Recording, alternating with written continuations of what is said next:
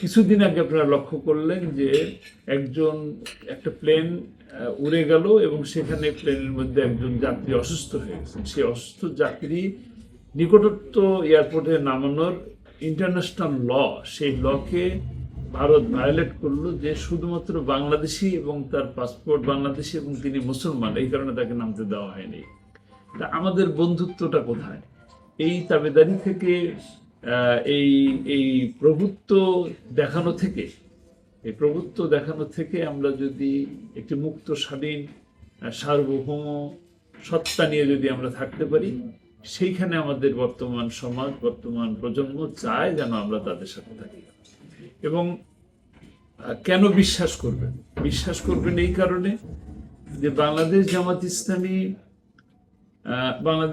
ইসলামী গত 86 সাল, 88 সাল কিংবা 91, 96, 2001, 2008 এই যে নির্বাচনগুলোতে অংশগ্রহণ করে নির্বাচিত হয়েছে, তার মধ্যে থেকে 2 জন মন্ত্রীও ছিলেন।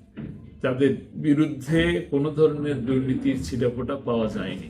আমি তো এইখানে তো বড় বড় নেতৃবৃন্দরা মঞ্চ করে এই কথাগুলো বলেন, আমি তার সাথে এইটাও বলি যে সমস্ত জামাতের নেতৃবৃন্দ স্থানীয় পর্যায়ে ইউনিয়ন কিংবা মেম্বার কিংবা পৌরসভার কাউন্সিলর, মেয়র, যারা যেখানে উপজেলা চেয়ারম্যান, ভাইস চেয়ারম্যান যেখানে যে নির্বাচিত হয়েছে, তাদের কাউকেই কোনো জায়গায় দুর্নীতির মধ্যে পাওয়া যায় নাই, বা চাঁদাবাজির মধ্যে পাওয়া যায় নাই, কিংবা টেন্ডারবাজির মধ্যে পাওয়া যায় নাই। সেই কারণে এই সমাজ, এই জনগণ আস্থা রাখে যে জামাত ইসলামীর প্রতি। জামাত ইসলামী বরঞ্চ তারা ক্ষমতায় না থেকেও মানুষের জন্য, দেশের জন্য কাজ করে যাচ্ছে। এ কারণে মনে করি যে অবশ্যই আমাদেরকে জনগণ রায় দেবে। সেই সাথে প্রতিশ্রুতি আমরা যা দেই, সকলে দেয়, কেউ পালন করে, কেউ পালন করে না।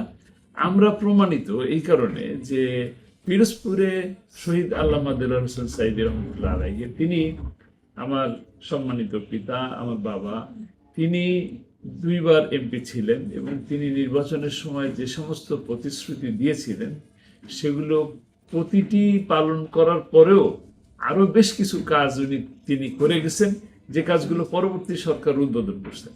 তা আমরা, এবং তিনি ক্ষমতায় থাকাকালীন সময়ে আমরা তার সন্তান হিসাবে সরকারের কোনো কাজের মধ্যে পার্সেন্টেজ নেওয়া কিংবা নিজেরা টেন্ডার নিয়ে বৈধ পন্থায় হলেও, অবৈধ পন্থা বাদই দিলাম, বৈধ পন্থা নিয়েও আমরা কোনো কাজবাজের মধ্যে বা মানুষের কাজের মধ্যে বাধার সৃষ্টি হইনি, ব্যবসা করিনি, বরঞ্চ জনগণকে যতভাবে সহযোগিতা করা যায় সেই সমস্ত সহযোগিতাগুলো আমরা করার সর্বাত্মকভাবে চেষ্টা করছি।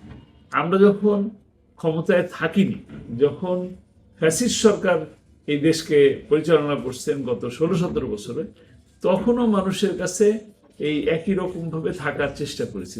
মানে সেই চেষ্টাটা, আমরা করোনার মধ্যে ছিলাম, আমরা বন্যার মধ্যে ছিলাম, আমরা সিডোরের মধ্যে ছিলাম, আমরা আইলার মধ্যে ছিলাম, আমরা রোমেল যে আসলো সেই ঝড় ঝঞ্ঝা কিংবা যত ধরনের মানুষের প্রাকৃতিক দুর্যোগ আছে, সেই সমস্ত সময়গুলো, শীতে, কোরবানিতে, রোজায়, সবসময় মানুষের পাশে থাকার চেষ্টা করেছি। কাজেই আমি এর ভিতরে একটু ইন্টারাপ্ট করি। আপনার বাবার যেই স্বপ্ন নিয়ে আসলে, বাবার স্বপ্নগুলো তো অবশ্যই বাস্তবায়ন করার চেষ্টা করতেই হবে ইনশাআল্লাহ। তবে আমি তো আর এখানে নমিনেশন চাইনি। আমার দল মনে করেছে এখানে আমার নির্বাচন করলে আমার জন্য, মানে দলের জন্য সুবিধা হবে, দেশের জন্য সুবিধা হবে, এটা মনে করে দল আমাকে নমিনেশন দিয়েছে। আপনারা অবশ্যই জানেন, আপনারা সাংবাদিকতা পেশায় আছেন, আপনারা দেশের সব দল সম্পর্কেই ধারণা রাখেন। আমি সেই হিসাবে বাংলাদেশ জামাত ইসলামী সম্পর্কে বলবো যে বাংলাদেশ জামাত ইসলামী কিন্তু সংসদের বা যে কোনো জায়গারই, সংসদ বলেন, উপজেলা বলেন, ইউনিয়ন বলেন, প্রার্থী হওয়ার আশা ব্যক্ত করার কোনো সুযোগ জামাত ইসলামীতে নাই।